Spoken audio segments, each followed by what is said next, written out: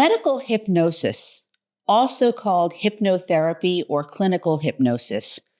It might sound like stage entertainment or pseudoscience, but it's actually a legitimate medical technique with real evidence supporting its ability to reduce pain, including cancer pain. Today, I want to explain what medical hypnosis actually is, how it differs from stage hypnosis, what the research shows about its effectiveness for cancer pain, what a hypnosis session involves, and whether it's worth trying for mesothelioma pain. I'm Terri Oppenheimer. I've been writing about mesothelioma and asbestos for the website mesothelioma.net for over a decade. I'm not a physician, and this is not medical advice. But understanding hypnosis as a pain management tool helps you evaluate all your options for symptom control. So let's start by clearing up what medical hypnosis is and isn't. Medical hypnosis is a state of focused attention and heightened suggestibility, where a trained practitioner helps you use your mind's natural abilities to influence physical sensations and responses. It's not mind control. You are always aware and in control. And it's not sleep. You're awake and alert. And it's not entertainment. Medical hypnosis is a clinical technique used by real healthcare professionals.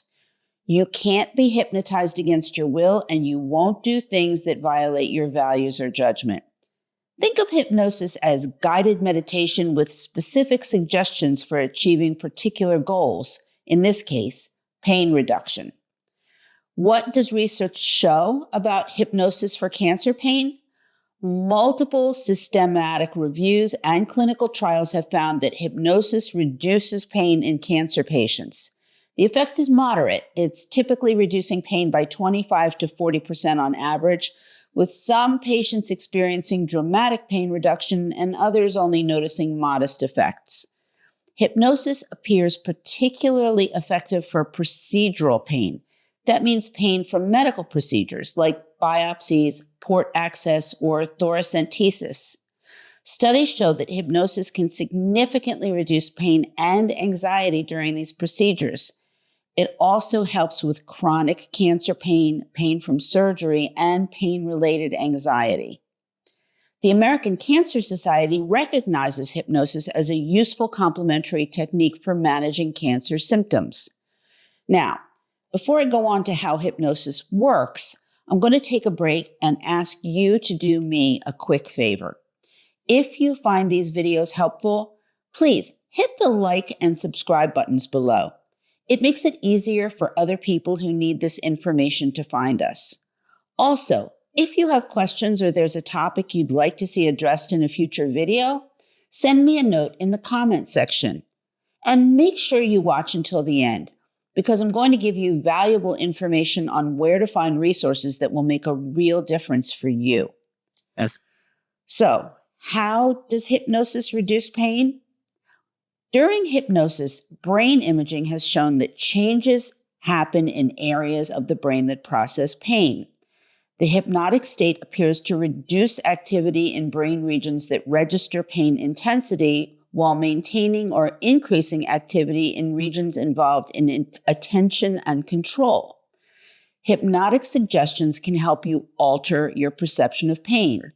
You can feel numbness or tingling instead of pain. You can decrease your emotional distress about pain, reduce your anxiety and muscle tension that amplify pain, shift attention away from pain to more pleasant sensations, and it can promote relaxation, which in and of itself reduces pain. What happens during a hypnosis session?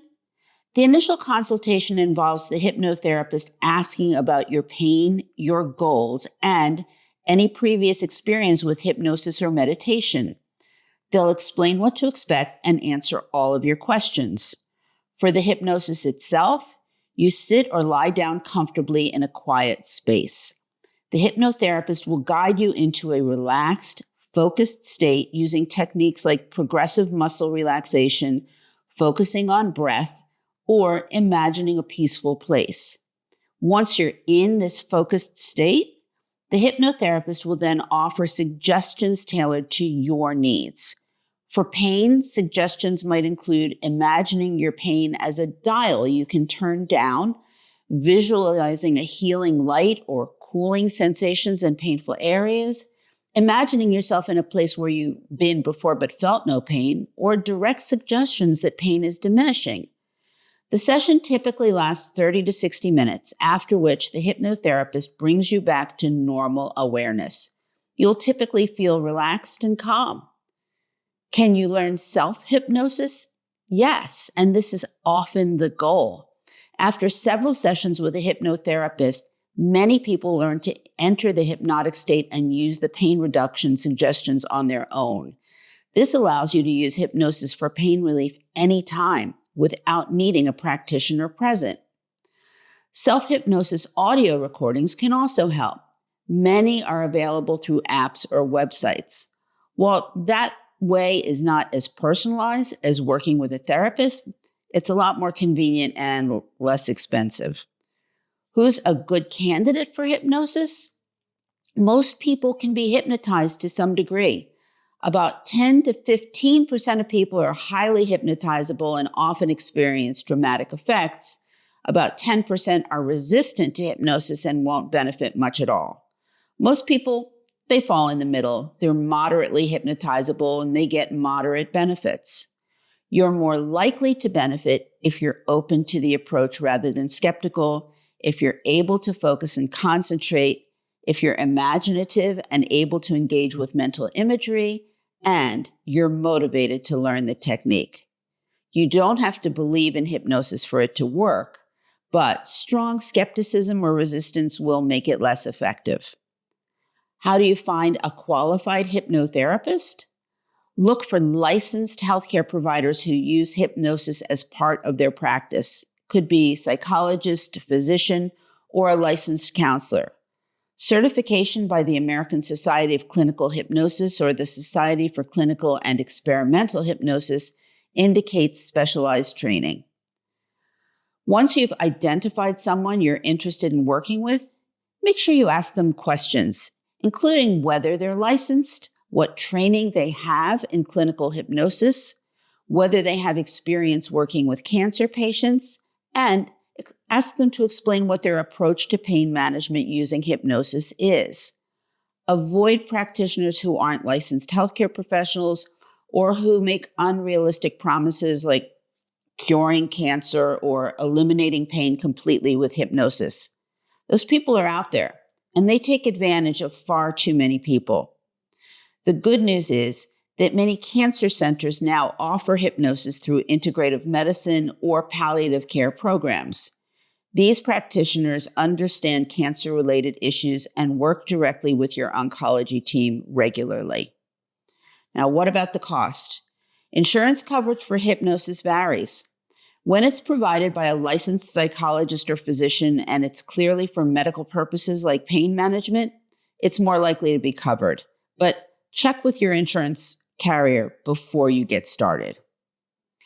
What are realistic expectations for hypnosis in mesothelioma pain?